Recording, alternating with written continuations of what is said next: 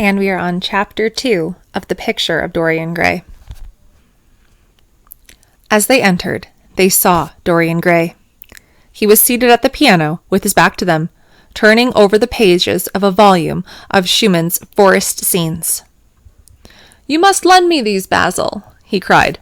"I want to learn them. They are perfectly charming." "That entirely depends on how you sit today, Dorian." "Oh, I am tired of sitting, and I don't want a life-size portrait of myself," answered the lad, swinging round on the music stool in a wilful, petulant manner. When he caught sight of Lord Henry, a faint blush colored his cheeks for a moment, and he started up. "I beg your pardon, Basil, but I didn't know you had anyone with you." "This is Lord Henry Wotton, Dorian, an old Oxford friend of mine. I have just been telling him what a capital sitter you were, and now you have spoiled everything." "You have not spoiled my pleasure in meeting you, Mr. Gray," said Lord Henry, stepping forward and extending his hand. "My aunt has often spoken to me about you. You are one of her favorites, and I am afraid one of her victims also." "I am in Lady Agatha's black books at present," answered Dorian with a funny look of penitence.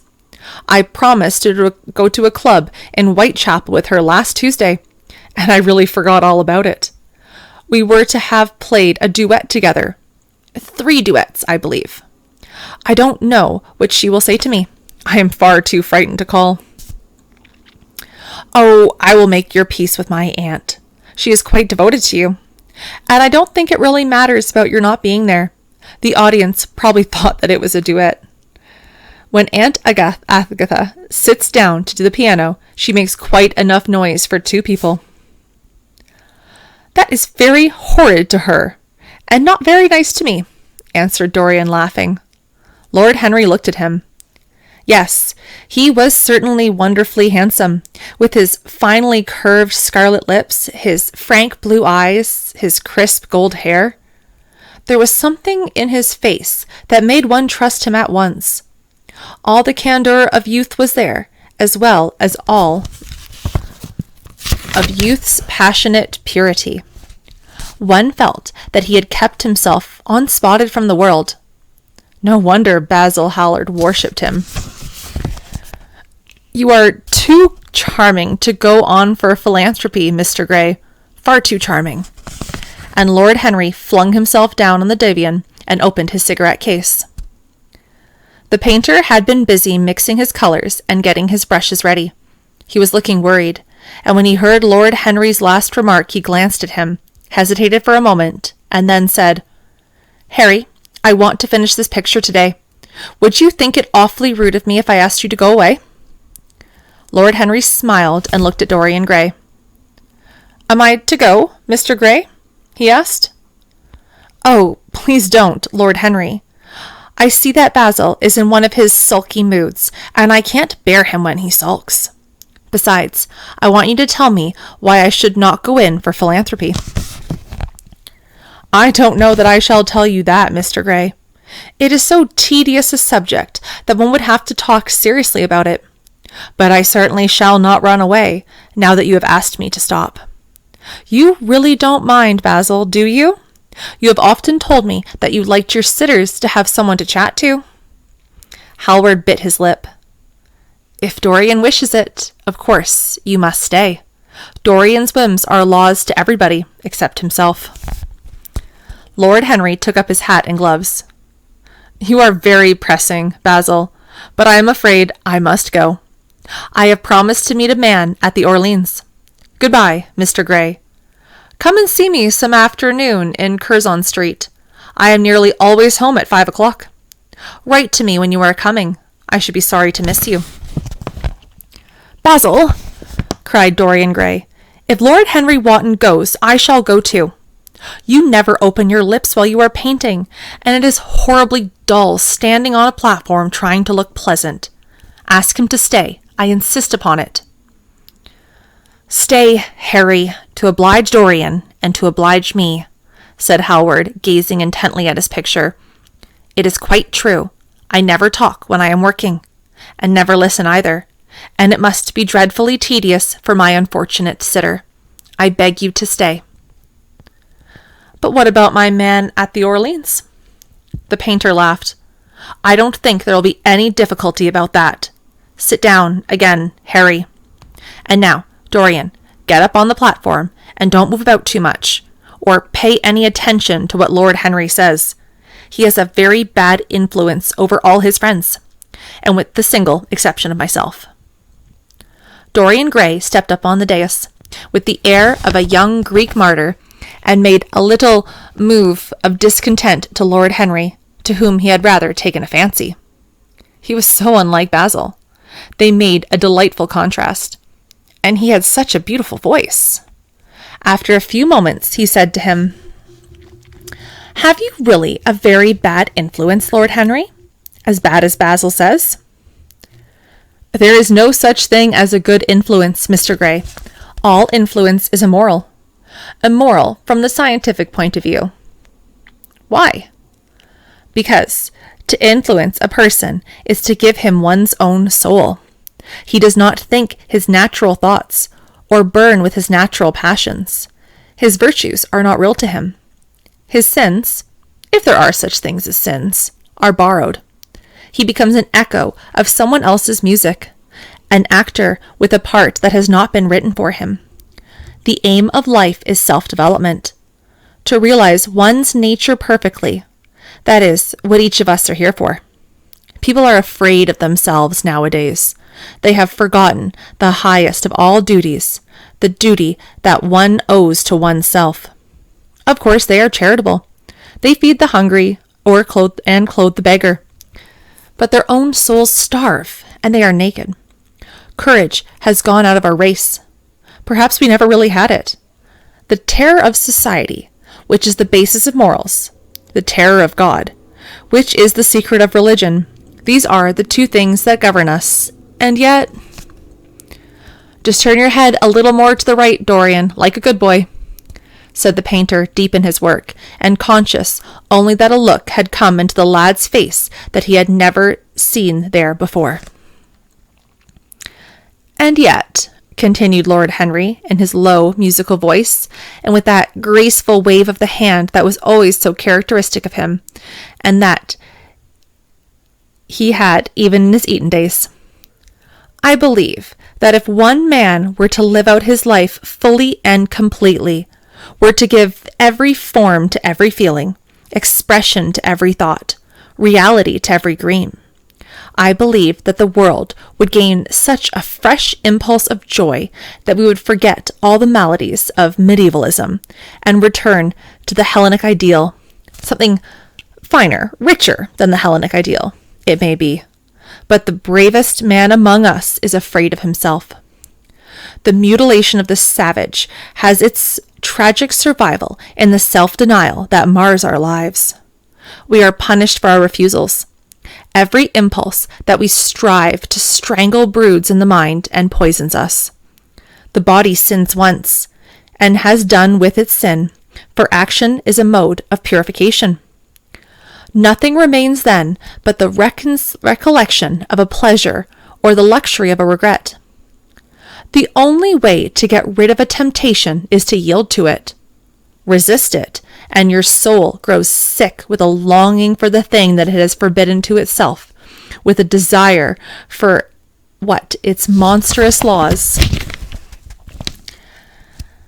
have made monstrous and unlawful.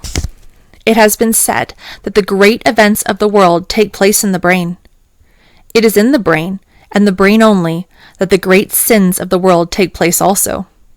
You, Mr. Gray, you yourself, with your rose-red youth and your rose-white boyhood, you have had passions that have made you afraid, thoughts that have filled you with terror, daydreams and sleeping dreams whose mere memory might stain your cheek with shame. "Stop," faltered Dorian Gray. "Stop. You bewilder me. I don't know what to say. There is some answer to you, but I cannot find it. Don't speak. Let me think. Or, rather, let me try not to think." For nearly 10 minutes he stood there, motionless, with parted lips and eyes strangely bright. He was dimly conscious that entirely fresh influences were at work within him. Yet they seemed to have come really from himself. The few words that Basil's friend had sent to him, words spoken by chance, no doubt, and with willful paradox in them, had touched some secret chord that had never been touched before, but that he felt was now vibrating and throbbing to curious pulses. Music had stirred him like that. Music had troubled him many times. But music was not articulate. It was not a new world, but rather another chaos that created in us. Words, mere words, how terrible they were, how clear and vivid and cruel. One could not escape from them. And yet, what a subtle magic there was in them. They seemed to be able to give a plastic form to formless things, and to have a music of their own as sweet as that viol of a lute.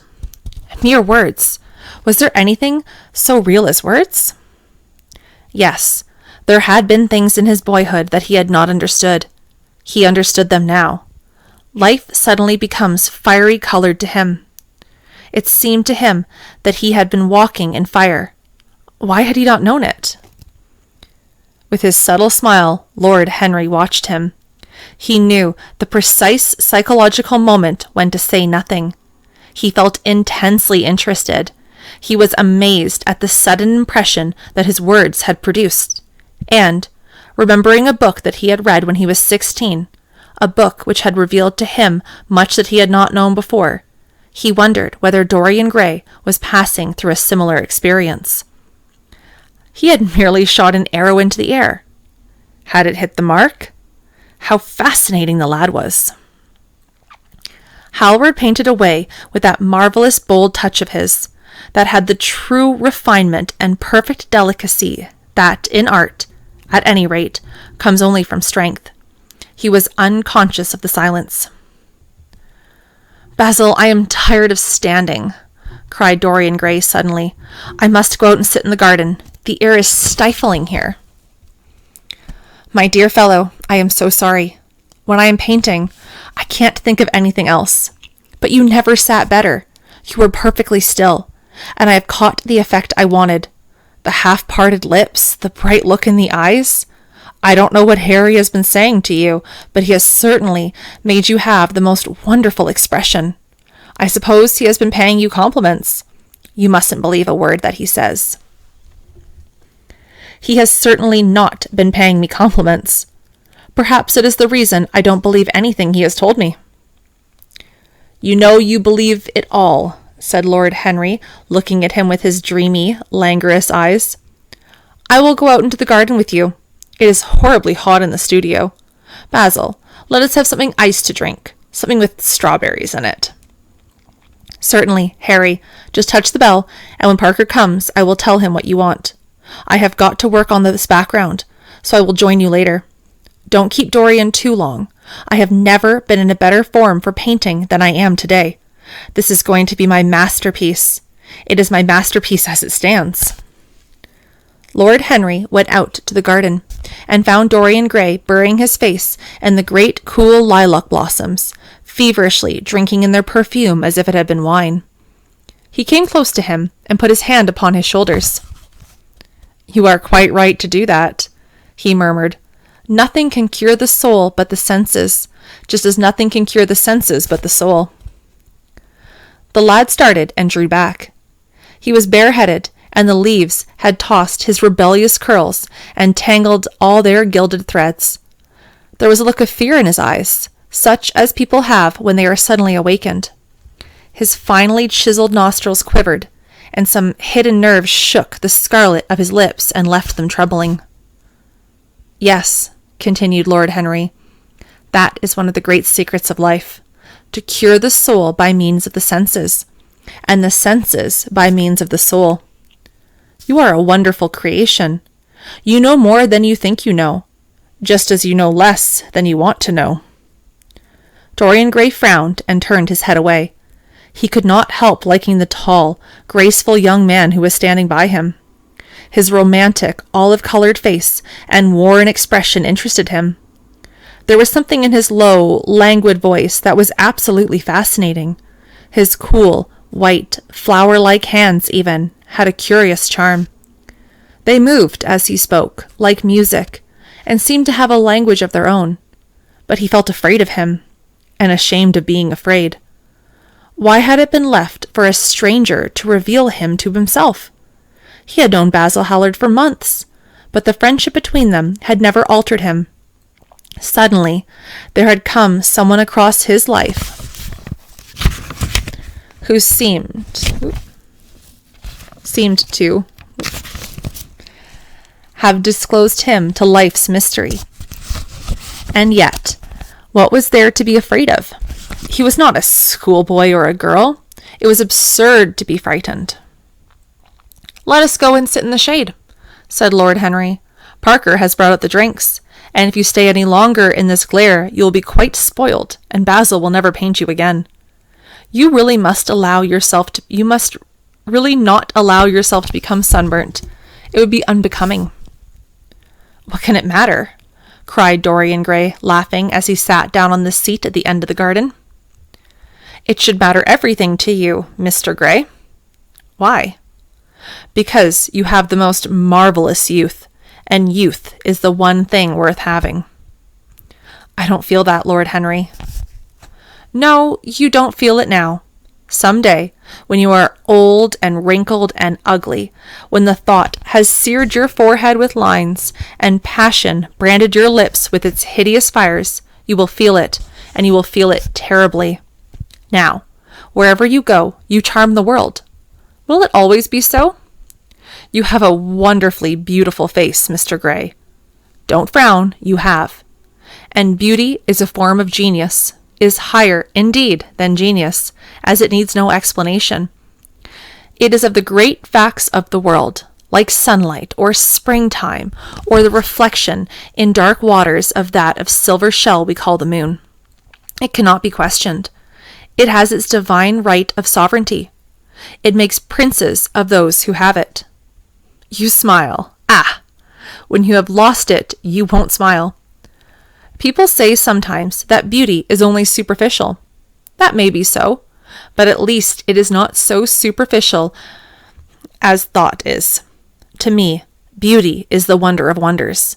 It is only shallow people who do not judge by appearances. The true mystery of the world is the visible, not the invisible. Yes, Mr. Gray, the gods have been good to you. But what the gods give, they quickly take away. You have only a few years which to live, really, perfectly, and fully. When your youth goes, your beauty will go with it.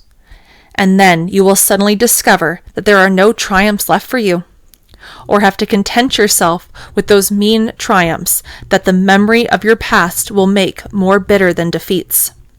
Every month, as it wanes, brings you nearer to something dreadful. Time is jealous of you, and wars against your lilies and your roses. You will become sallow, and hollow-cheeked, and dull-eyed. You will suffer horribly. Ah, realize your youth while you have it. Don't squander the gold of your days, listening to the tedious, trying to improve the hopeless failure, or giving away your life to the ignorant, the common, and the vulgar. These are the sickly aims, the false ideals of our age.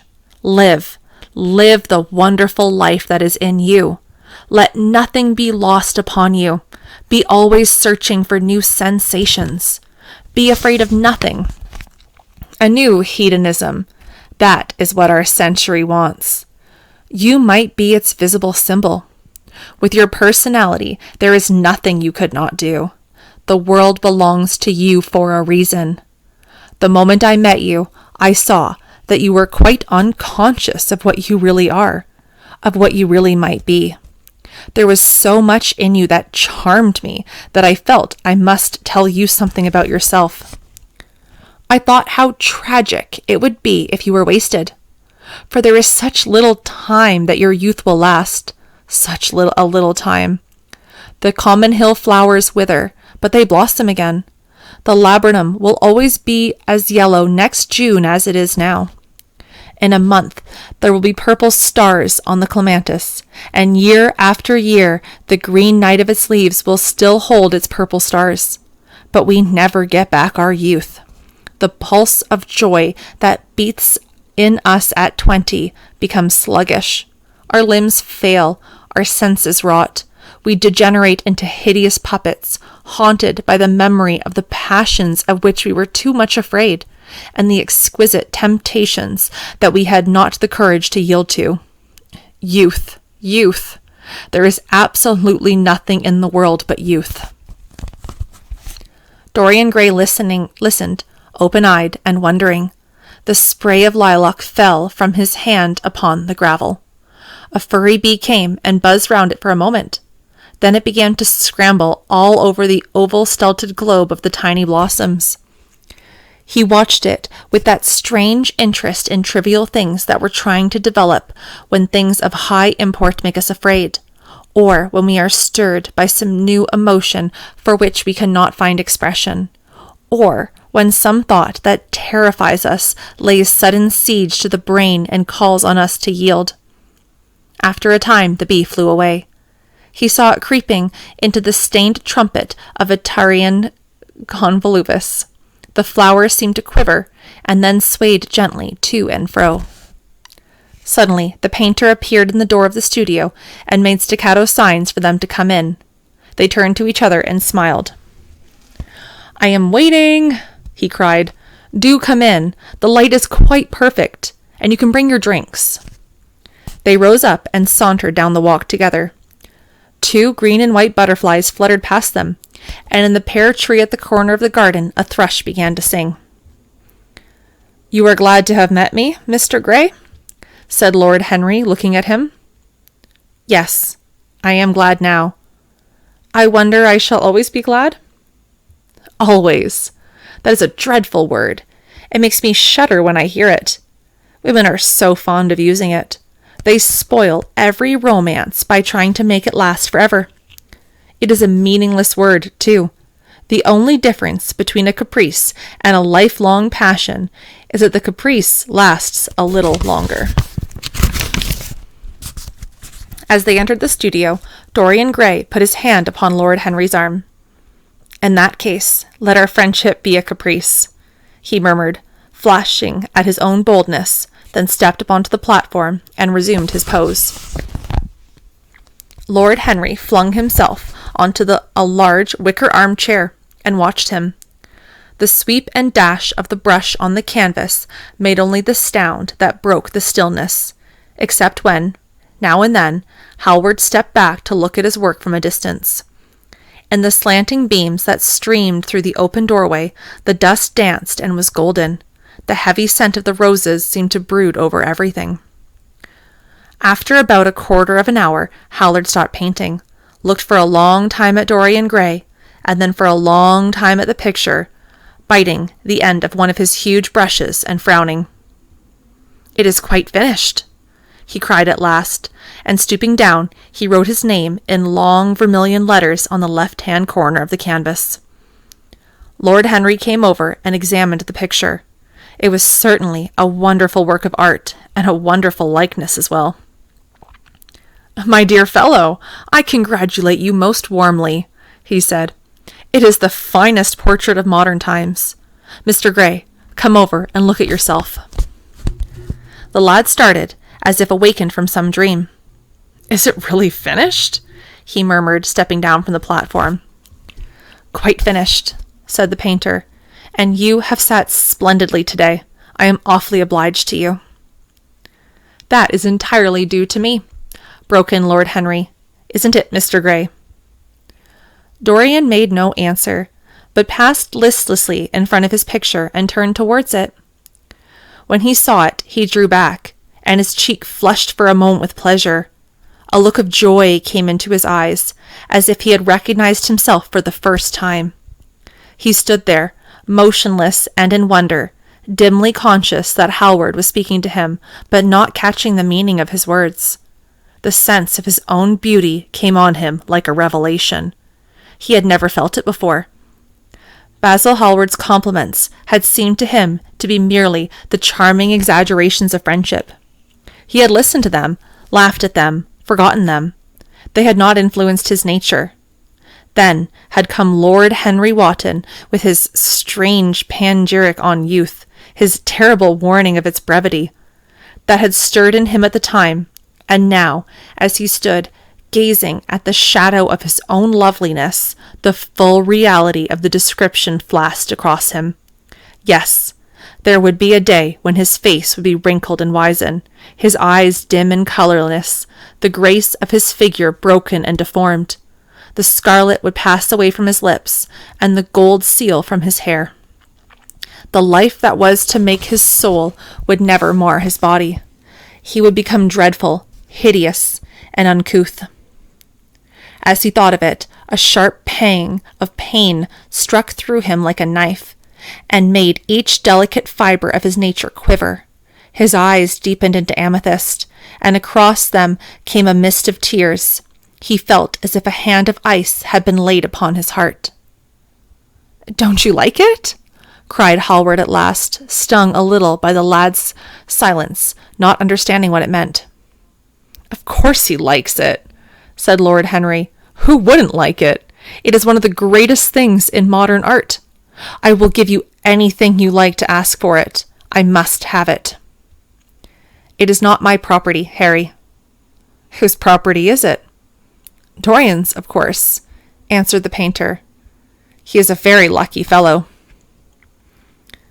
"How sad it is," murmured Dorian Gray, with his eyes still fixed upon his own portrait. "How sad it is that I shall grow old and horrible and dreadful.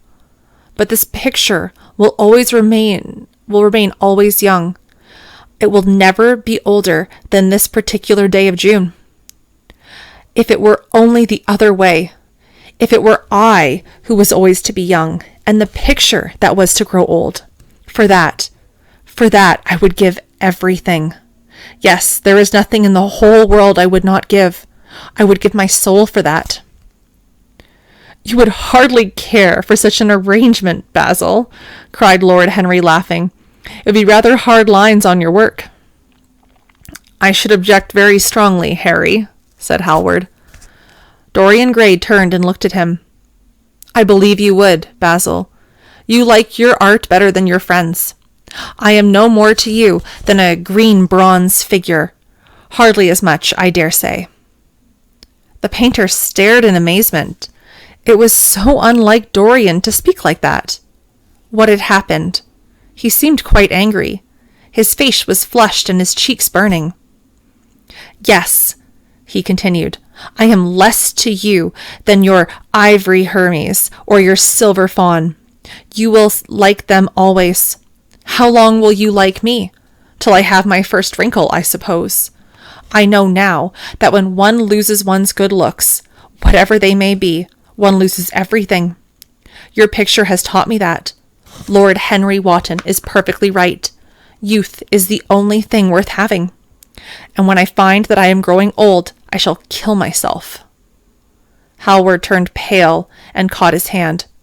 Dorian, he cried. "Don't talk like that. I have never had such a friend as you, and I shall never have another. You are not jealous of material things, are you? Who are finer than any of them?" "I am jealous of everything whose beauty does not die. I am jealous of the portrait you have painted of me.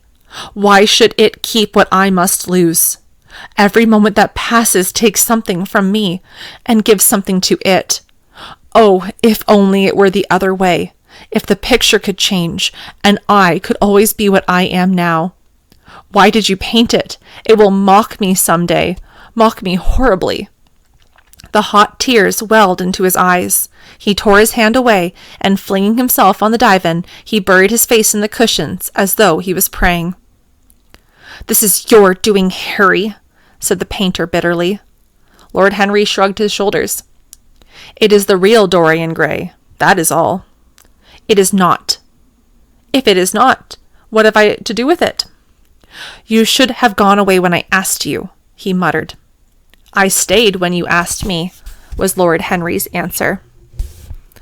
Harry, I can't quarrel with my two best friends at once, but between you both, you have made me hate the finest piece of work I have ever done, and I will destroy it. What is it but canvas and color? I will not let it come across our 3 lives and mar them. Dorian Gray lifted his golden head from the pillow, and with pallid face and tear-stained eyes looked at him as he walked over to the deal painting table that was set beneath the high curtain windows. What was he doing there? His fingers were straying about among the litter of tin tubes and dry brushes, seeking for something. Yes, it was for the long palette knife with its thin blade of lithe steel. He had found it at last. He was going to rip up the canvas. With a stifled sob, the lad leaped from the couch and, rushing over to Hallard, tore the knife out of his hand and flung it to the end of the studio. "Don't, Basil, don't!" he cried. "It would be murder." "I am glad you appreciate my work at last, Dorian," said the painter coldly when he had recovered from his surprise. "I never thought you would." "Appreciate it! I am in love with it, Basil. It is a part of myself. I feel that." "Well, as soon as you are dry, you shall be varnished and framed and sent home. Then you can do what you like with yourself." And he walked across the room and rang the bell for tea. "You will have tea, of course, Dorian? And so will you, Harry? Or do you object to such simple pleasures?" "I adore simple pleasures," said Lord Henry. "They are the last refuge of the complex. But I don't like scenes, except on the stage. What absurd fellows you are, both of you. I wonder who it was that defined man as a rational animal. It was the most premature definition ever given. Man is many things, but he is not rational. I am glad he is not, after all, though I wish you chaps would not squabble over the picture. You had much better let me have it, Basil. This silly boy doesn't really want it, and I really do." "If you let anyone have it but me, Basil, I shall never forgive you," cried Dorian Gray, "and I don't allow people to call me a silly boy." "You know the picture is yours, Dorian. I gave it to you before it existed." "And you know you have been a little silly, Mr. Gray, and that you don't really object to being reminded that you are extremely young." "I should have objected very strongly this morning, Lord Henry." "Ah, this morning! You have lived since then." There came a knock at the door, and the butler entered with a laden tea tray and set it down upon a small Japanese table. There was a rattle of cups and saucers, and the hissing of a fluted Georgian urn. 2 globe-shaped china dishes were brought in by a page. Dorian Gray went over and poured out the tea. The 2 men sauntered languidly to the table and examined what was under the covers. "Let us go to the theatre tonight," said Lord Henry. "There is sure to be something on somewhere. I have promised to dine at the Whites, but it is only with an old friend, so I can send him a wire to say that I am ill, or that I am prevented from coming in consequence of a subsequent engagement. I think that would be rather a nice excuse. It would have all this surprise of candor." "It is such a bore putting on one's dress clothes," muttered Hallward. "And when one has them on, they are so horrid." "Yes," answered Lord Henry dreamily. "The costume of the 19th century is detestable. It is somber, so depressing. Sin is the only real color element left in modern life." "You really must not say things like that before Dorian, Harry." "Before which Dorian? The one who is pouring out tea for us, or the one in the picture?" "Before either." "I should like to come to the theatre with you, Lord Henry," said the lad. "Then you shall come. And you will come too, Basil, won't you?" "I can't, really. I would sooner not. I have a lot of work to do." "Well, then, you and I will go alone, Mr. Gray." "I should like that awfully." The painter bit his lip and walked over, cup in hand, to the picture. "I shall stay with the real Dorian," he said sadly. Only people who pay their... "Is it the real Dorian?" cried the original of the portrait, strolling across to him. Am I really like that? Yes, you are just like that. How wonderful, Basil. At least you are like it in appearance, but it will never alter, sighed Hallward. That is something. What a fuss people make about fidelity, exclaimed Lord Henry. Why, even in love, it is purely a question for physiology. It has nothing to do with our own will. Young men want to be faithful, and they are not. Old men want to be faithless, and cannot. That is all one can say. Don't go to the theatre tonight, Dorian, said Hallward. Stop and dine with me. I can't, Basil. Why? Because I have promised Lord Henry Wotton to go with him. He won't like you the better for keeping your promises. He always breaks his own. I beg you not to go. Dorian Gray laughed and shook his head. I entreat you. The lad hesitated and looked over at Lord Henry, who was watching them from the tea table with an amused smile. I must go, Basil, he answered. Very well, said Hallward, and he went over and laid down his cup on the tray. It is rather late, and, as you have to dress, you had better lose no time. Goodbye, Harry. Goodbye, Dorian. Come and see me soon. Come tomorrow. Certainly. You won't forget? No, of course not, cried Dorian. And, Harry. Yes, Basil? Remember what I asked you when we were in the garden this morning. I have forgotten it. I trust you. I wish I could trust myself, said Lord Henry, laughing. Come, Mr. Gray. My hansom is outside, and I can drop you at your place. Goodbye, Basil. It has been a most interesting afternoon. As the door closed behind them, the painter flung himself down on a sofa, and a look of pain came into his face.